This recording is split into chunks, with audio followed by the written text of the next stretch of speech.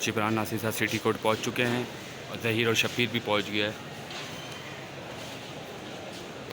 जी जी बिल्कुल, इस वक्त मैं मौजूद हूँ सिटी कोर्ट के अंदर। बहुत बड़ी खबर आपको देता चलूँ, सिंध हाई कोर्ट के बाद अब सिटी कोर्ट में जो है ज़हीर पहुँच चुका है अपने भाई शब्बीर के साथ। जी बिल्कुल, बहुत बड़ी खबर आपके साथ मैं शेयर करता जाऊँ कि सिंध हाई कोर्ट के बाद जो सुबह ज़हीर और उसका भाई शब्बीर सिंध हाई कोर्ट पहुँचा था, उसके बाद जो है अब सिंध सिटी कोर्ट पहुँच चुका है और केस की समाअत जो है 1 से 1:30 बजे के करीब जो है केस की समाअत होगी। उसके बाद जो है ज़हीर और उसका भाई शब्बीर जो है वो मौक़िफ़ पेश करेगा कि कोर्ट से क्यों बचता रहा, पुलिस उसको ढूंढती रही, उसने बेल क्यों ली।